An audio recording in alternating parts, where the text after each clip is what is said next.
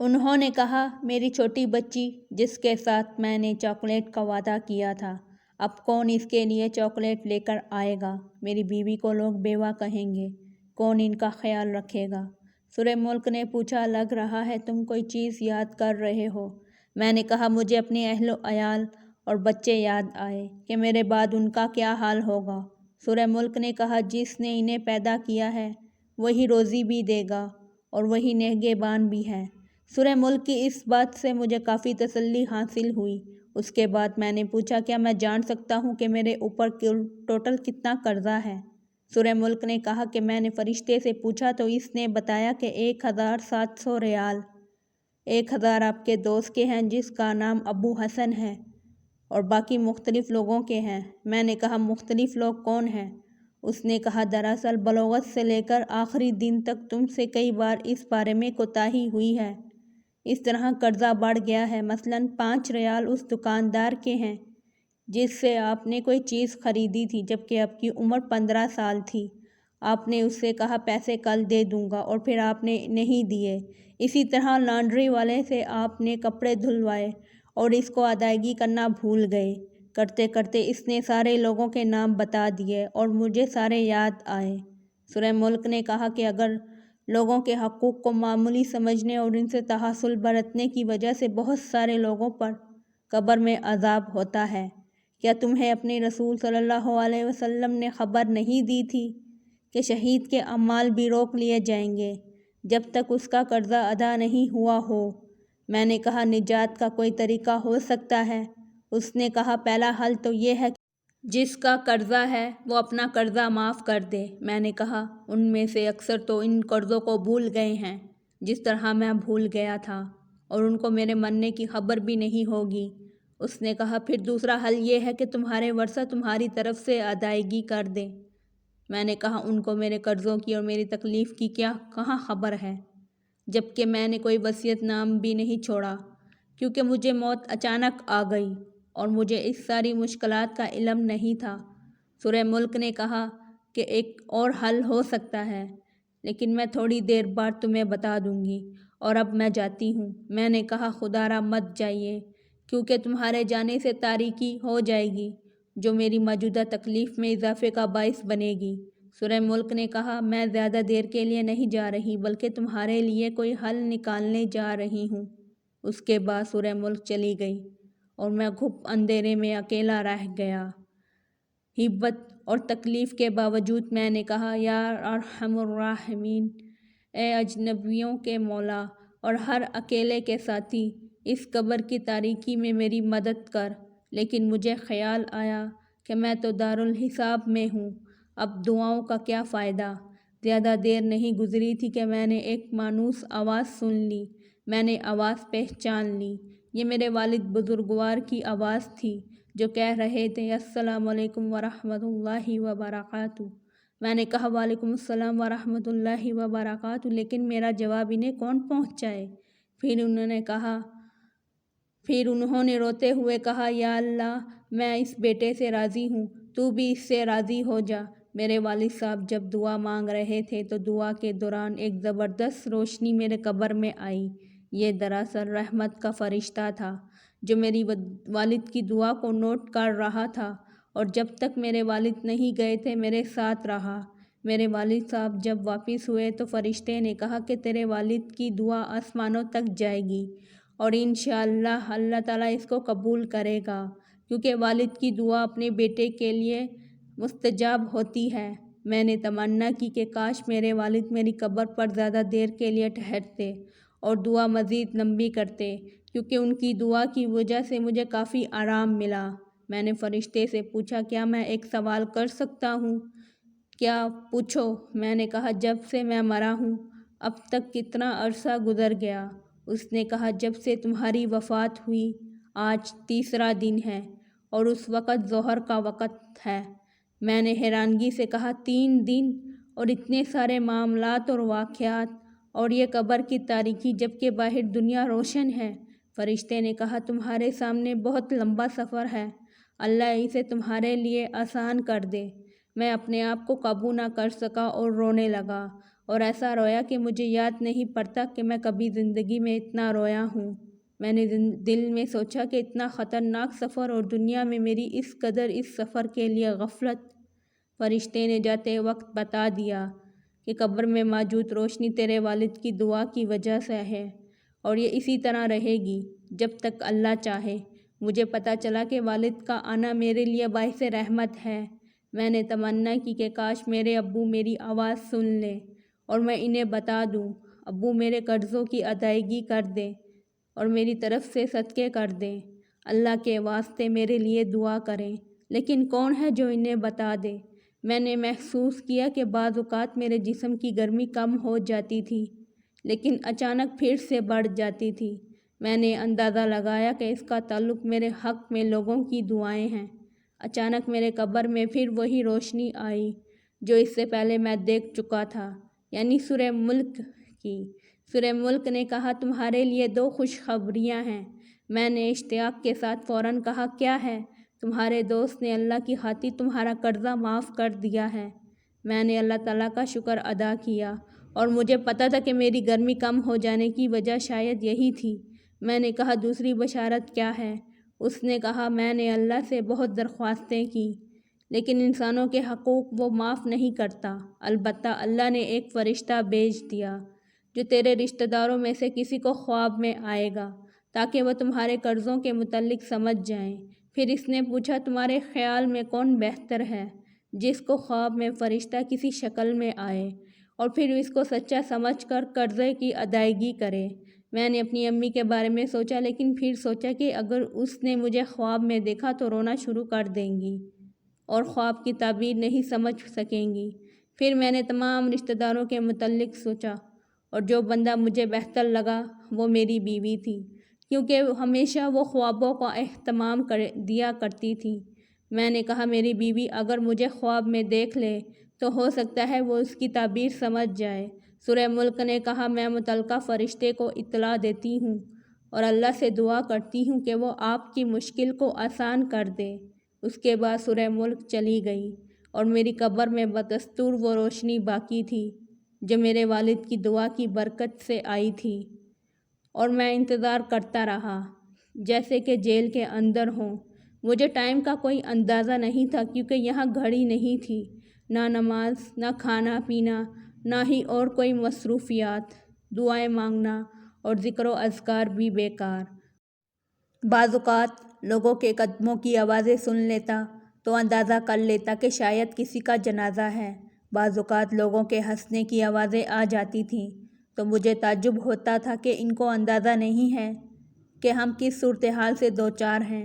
کافی وقت گزرنے کے بعد اچانک میرے جسم کی گرمی بڑھنی شروع ہوئی اور میں چیخنے لگا تھا۔ ایسا لگ رہا تھا جیسے میں ایک تندور کے اندر ہوں۔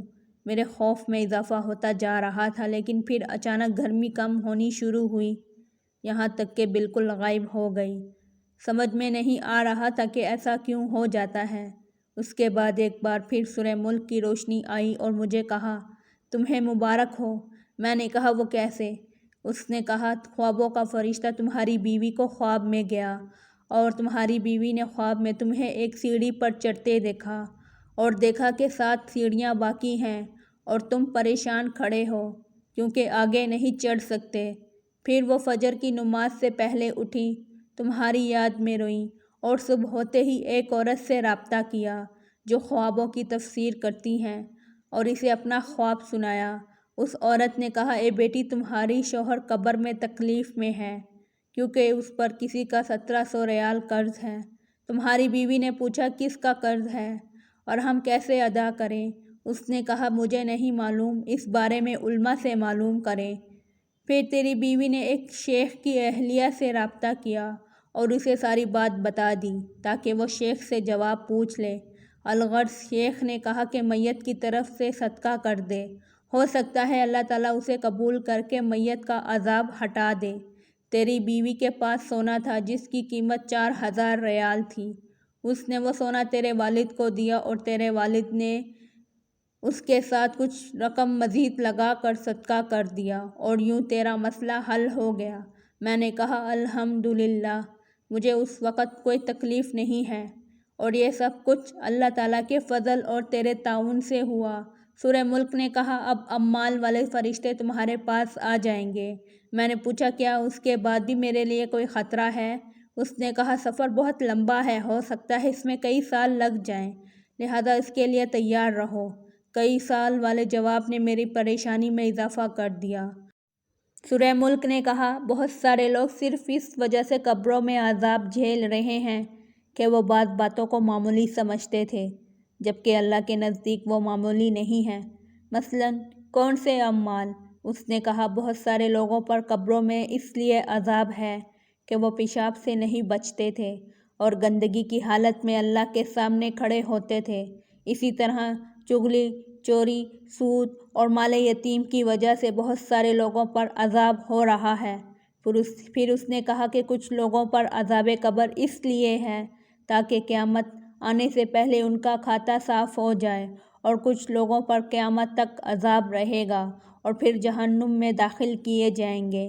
میں نے کہا اللہ تعالیٰ کی سزا سے بچنے کی کوئی سبیل ہے؟ سورہ ملک نے کہا کہ عمل تو تمہارا منتقی ہو چکا ہے، البتہ 3 کام ایسے ہیں جو تمہیں اب بھی فائدہ پہنچا سکتے ہیں۔ میں نے پوچھا وہ کیا ہے؟ اس نے کہا اہل و عیال کی دعا اور نیک عمل۔ اس کے علاوہ کوئی کام اگر تم نے دنیا میں کیا ہے جو انسانوں کے لیے نفع بخش ہو، مثلاً مسجد کی تعمیر، تو اس سے تم مرنے کے بعد بھی مستفید ہوگا۔ اسی طرح اگر علم کی نشر و اشاعت میں تم نے حصہ لیا ہو تو وہ اب بھی تمہارے لیے نفع بخش ہے۔ میں نے کہا میں کتنا بدبخت ہوں کہ دنیا میں کتنے عمل کے مواقع تھے جس سے میں نے کوئی فائدہ نہیں اٹھایا، اور آج بے یار و مددگار قبر میں پڑا ہوں۔ میرا دل چاہا میں چیخ چیخ کر لوگوں کو پکاروں کہ اے لوگوں، قبر کے لیے تیاری کر لو۔ خدا کی قسم اگر تم لوگوں نے وہ کچھ دیکھا جو میں نے دیکھا تو مسجدوں سے باہر نہیں نکلو گے اور اللہ کی راہ میں سارا مال نہیں لگا دو گے۔ سورہ ملک نے کہا مردہ لوگوں کی نیکیاں عام طور پر شروع کے دنوں میں بہت ہوتی ہیں، لیکن اس کے بعد رفتہ رفتہ وہ کم ہوتی چلی جاتی ہیں۔ میں نے پوچھا کیا یہ ممکن ہے کہ میرے گھر والے اور میرے رشتہ دار مجھے بھول جائیں گے؟ مجھے یقین نہیں آ رہا ہے کہ وہ اتنی جلدی مجھے بھول جائیں گے۔ اس نے کہا نہیں، ضرور ایسا ہوگا، بلکہ تم دیکھو گے کہ شروع میں تمہاری قبر پر تمہارے اہل و عیال زیادہ آئیں گے، لیکن جب دن ہفتوں میں، ہفتے مہینوں میں اور مہینے سالوں میں تبدیل ہوں گے تو تمہاری قبر پر آنے والا ایک بندہ بھی نہیں ہوگا۔ مجھے یاد ہے کہ جب ہمارے دادا کا انتقال ہوا تھا تو ہم ہر ہفتے ان کی قبر پر جایا کرتے تھے، پھر ہر مہینے میں ایک بار، اور پھر ہم انہیں بھول گئے۔ جب میں زندہ تھا تو مردوں کو بھول جاتا تھا، لیکن آج میں خود اس حالت کو پہنچ چکا ہوں۔ دن، ہفتے اور مہینے گزرتے گئے اور میری مدد کے لیے کوئی نہ تھا سوائے چند اعمال کے جو مجھے پہنچتے تھے، یا میرے والد، بھائیوں اور دوسرے رشتہ داروں کا میری قبر پر آنا جو رفتہ رفتہ کم ہوتا گیا۔ زیادہ تر مجھے اپنی والدہ کی دعا پہنچتی رہی جو وہ تہجد میں میرے لیے کرتی رہی۔ باخدا وہ دعا میرے لیے طمانت کا باعث ہوتی تھی۔ نیک اعمال تو آنا کم ہوتا چلا گیا۔ نامعلوم کیا وجہ تھی کہ سورہ ملک کا آنا بھی بند ہو گیا۔ میری قبر میں پھر اندھیرا چھا گیا۔ مجھے بعض گناہ یاد آئے جو میں نے کیے تھے، ایک ایک دن اور ایک ایک گھڑی یاد آ رہی تھی۔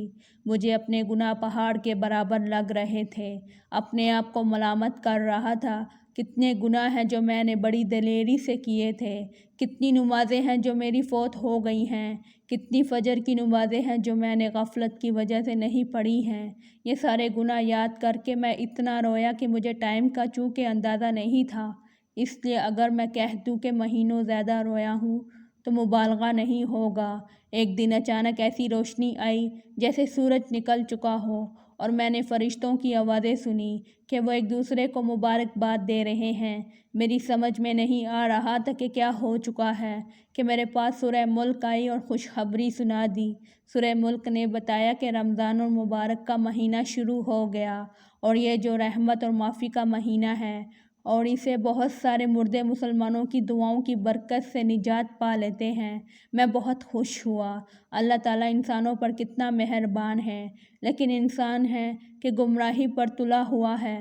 سورہ ملک نے بتایا کہ اللہ تعالیٰ کسی کو آگ میں نہیں ڈالنا چاہتا، لیکن یہ انسانوں کی اپنی حماقت ہوتی ہے کہ وہ ایسے گناہ کر جاتے ہیں جو ان کی سزا کا موجب ہوتے ہیں۔ پھر اس نے کہا کہ اب تھوڑی دیر بعد مسلمان نماز پڑھیں گے اور تم ان کی آوازیں سنو گے۔ سورہ ملک چلی گئی اور میری قبر میں بدستور روشنی تھی۔ میں نے پہلی بار مسجد سے آنے والی آواز سن لی، اپنی زندگی کو یاد کیا اور تراویح کو یاد کیا تو بہت رویا۔ میں نے سنا کہ لوگ نماز پڑھ رہے ہیں اور پھر میں نے امام کی دعا سن لی، وہ پڑھ رہا تھا۔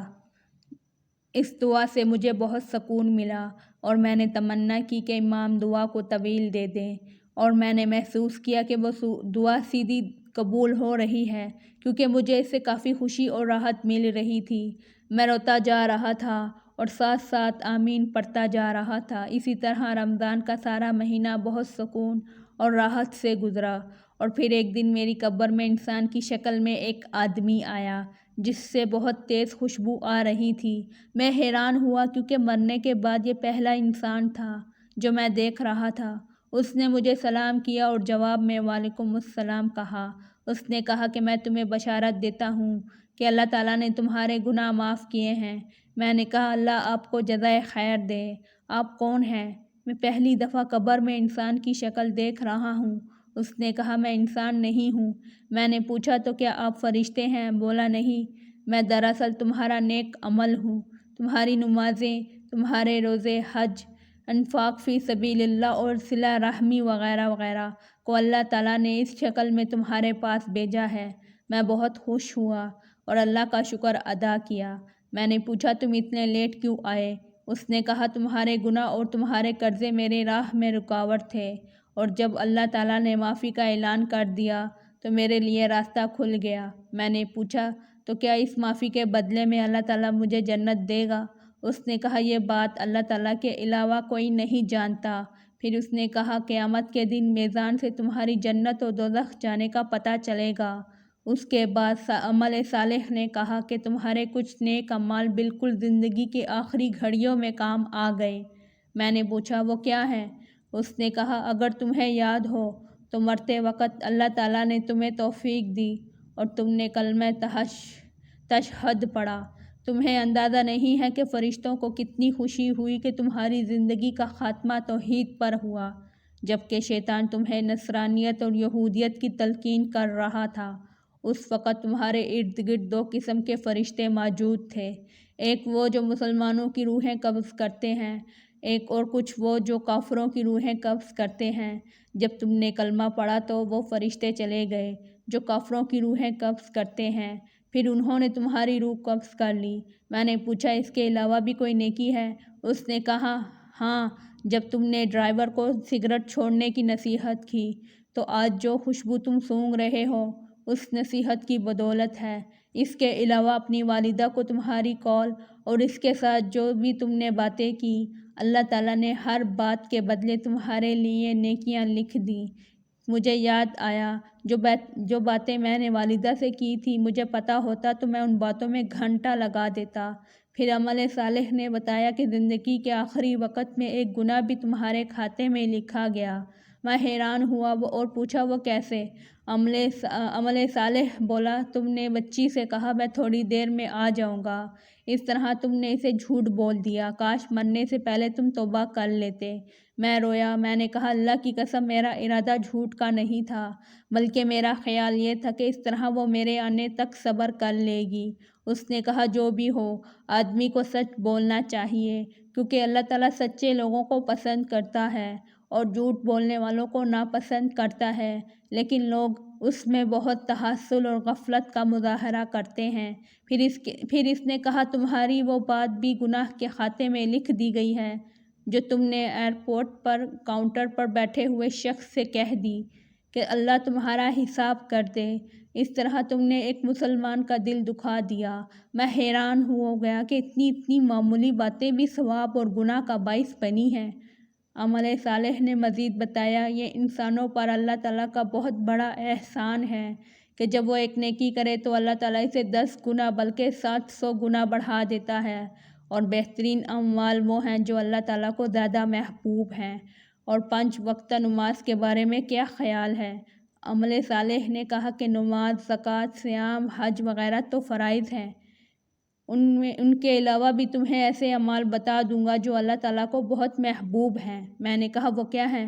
بولا تمہاری عمر جب 20 سال تھی تم نے عمرے کے لیے رمضان کے مہینے میں گئے تھے، تم نے وہاں 100 ریال کی افطاری خرید کر لوگوں میں بانٹ دی، اس کا بہت اجر تم نے کمایا ہے۔ اسی طرح ایک بار بوڑھی عورت کو کھانا کھلایا تھا، وہ بوڑھی ایک نیک عورت تھی، اس نے تمہیں جو دعائیں دی اس کے بدلے اللہ تعالیٰ نے تمہیں بہت نیکیاں اور اجر دیا ہے۔ میں نے تمہیں ایک اور بات بتا دوں، ایک بار تم مدینہ جا رہے تھے کہ راستے میں تمہیں ایک آدمی کھڑا ملا جس کی گاڑی خراب ہوئی تھی، تم نے اس کی جو مدد کی اللہ تعالیٰ کو تمہاری وہ نیکی بہت پسند آئی اور تمہیں اس کا بہت بڑا اجر ملا ہے۔ اس کے بعد میری قبر کھل گئی اور اس میں بہت زیادہ روشنی آ گئی اور فرشتوں کے گروہ در گروہ آتے ہوئے نظر آئے۔ ذرا سوچئے، یہ کہانی عبرت کے لیے لکھی گئی ہے لیکن احادیث مبارکہ کے بیان کے مطابق ہے۔ کیا اس کہانی کے سننے کے بعد بھی ہم آخرت کے لیے فکر مند نہیں ہوں گے؟